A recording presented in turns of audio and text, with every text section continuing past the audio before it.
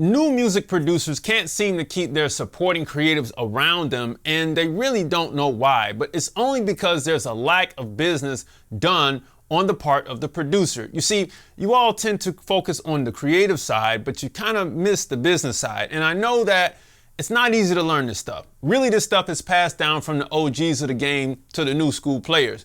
But because of technology and things consolidating into home studios, this job has been hard. So if you want to level up your production game, then you got to level up the business game that goes along with it. And we're going to talk about it coming up right here on the Music Money Makeover show. Today's episode is inspired by what I've learned from this book, Everything You Better Know About the Record Industry, from legendary producer Kashif, late great producer Kashif. This was done in 1996.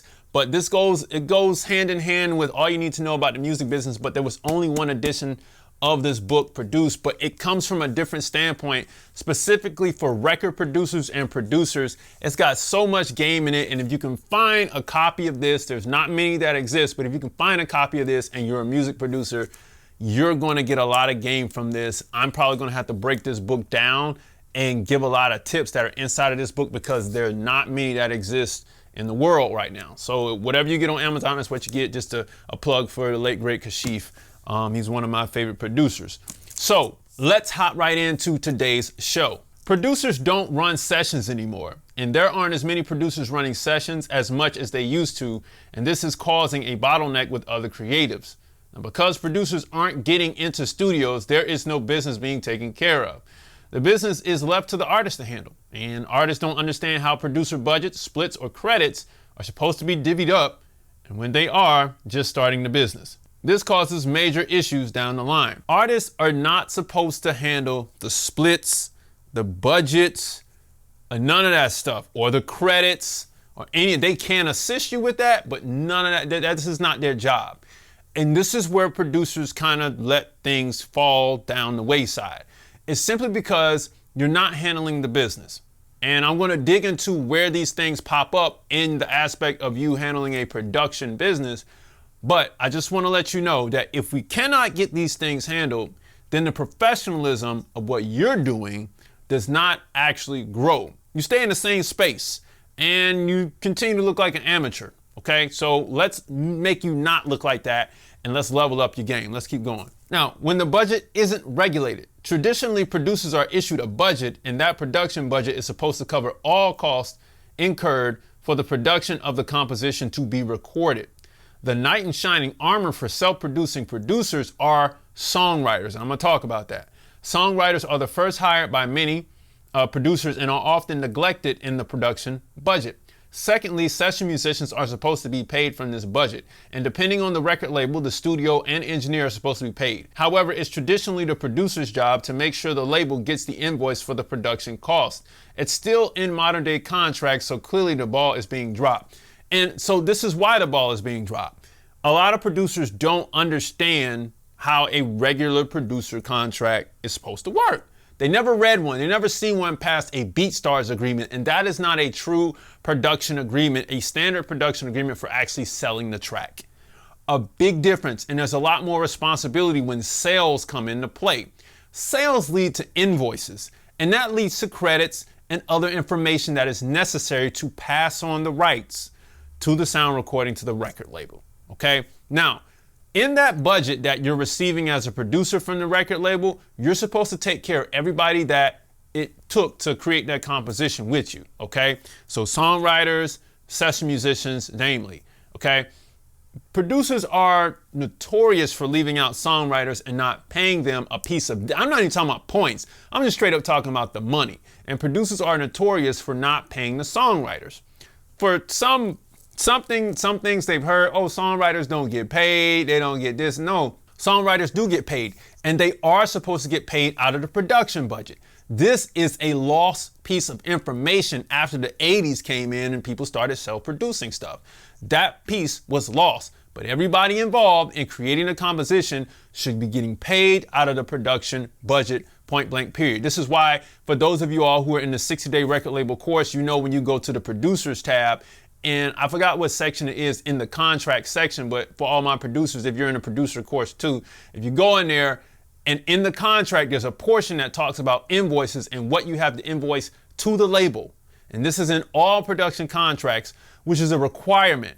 But because, again, producers are moving tracks online and they've never even seen the inside of the studio, they don't know how this actually goes, which causes everything to get lost in the sauce because they don't know how to play the game. They just know how to make some beats. Enough of my rant.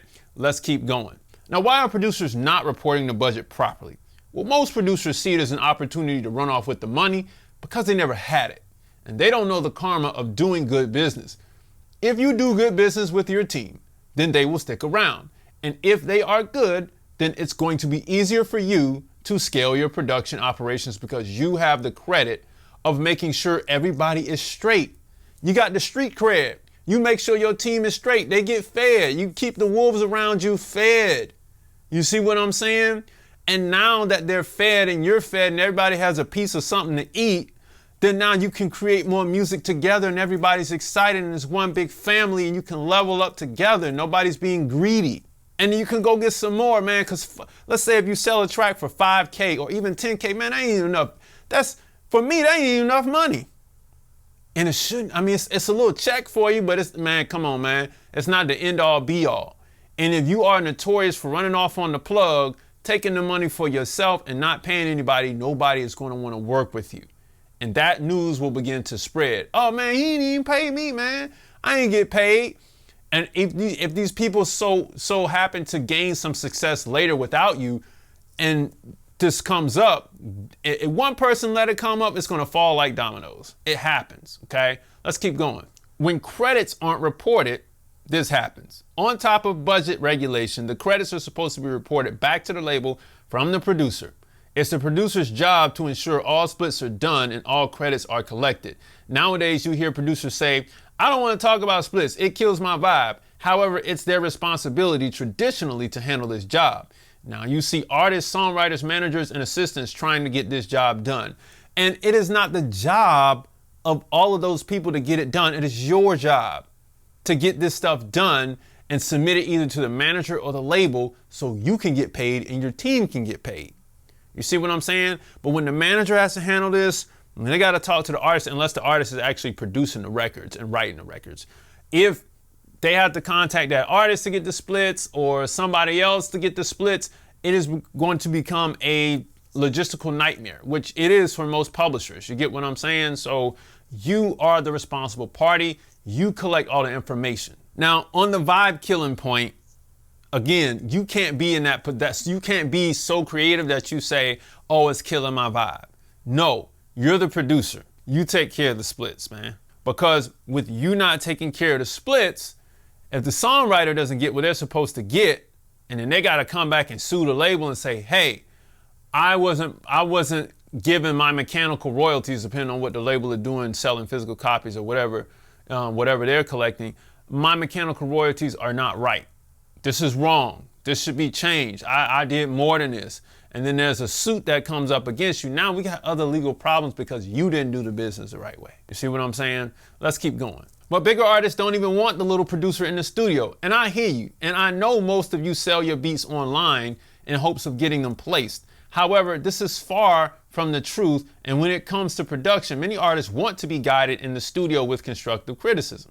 So when you are new, it would be in your best interest to let someone more experienced help you run the session in the studio for your first 2 to 3 times, and then you can take the wheel after that. Or, let me say this, or find you a studio to frequent, whether you're interning or doing something, so that you can shake the nerves of working with A-list artists. People can get a chance to hear your tracks. Maybe you can go in when there's downtime, play some music, and somebody will pop their head in and listen to your music. All right? It's just the sacrifice that it takes. But if you don't get in a position of actually learning how to run a session as a producer, leaving the bedroom and leaving the home or the apartment to actually do this, then how are you going to scale your operation? How? Because as a producer, you're supposed to find your songwriters to complete your records. You're supposed to find the guitarists and the bass players and the drummers and the singers and the background singers and the demo singers. You're supposed to find these people. You're supposed to find the engineers. You're supposed to learn about what mics would sound best with most vocalists that you work with.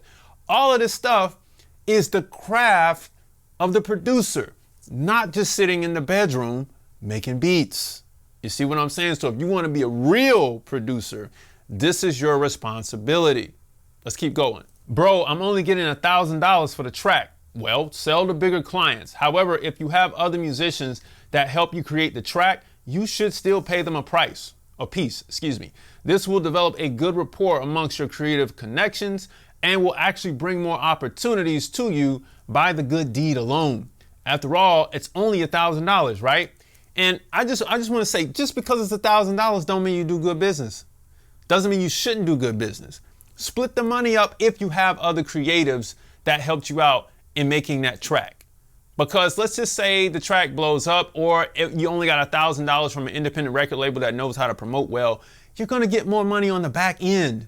So there's not much money to recoup from $1,000. But you see, you got to know the game to understand this. So I hear your rebuttals, but I'm also telling you that you have to become more of a professional producer if you want to grow. If you want to stay in your bedroom studio, you can stay in the bedroom studio all day. But if you want to grow, you got to do this stuff. Well, most new creatives don't even have a PRO for me to do splits. Well, you can always register their name and put in NS for no society upon registration. This will hold their percentage without holding up your registration process. So if this writer doesn't have a publishing account or writer's account, you can still put in their name. And I think on BMI, if you don't select the PRO, it will default to a no society status. And on ASCAP, it also has that selection built in, so it's easier to do on ASCAP than BMI.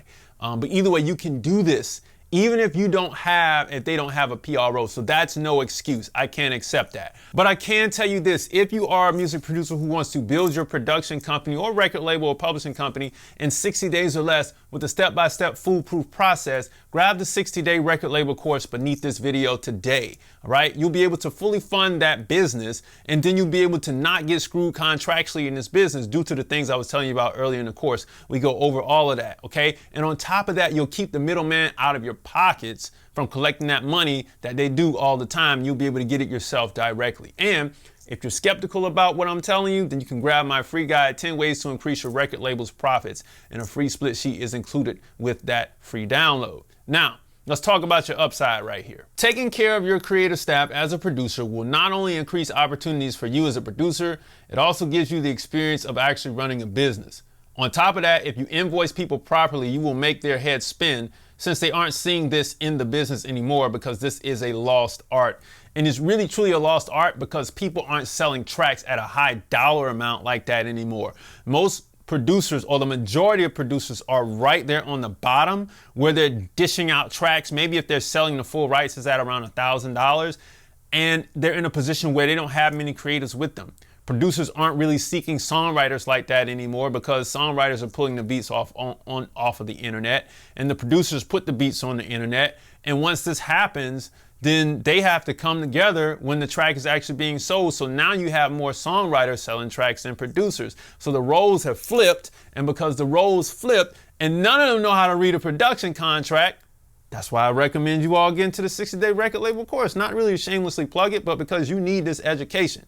So let's talk about your downside. Winging it on your production business causes you to lose connections and, most of all, money. Splits that take forever to be submitted get lost in the sauce, and nobody gets in their money.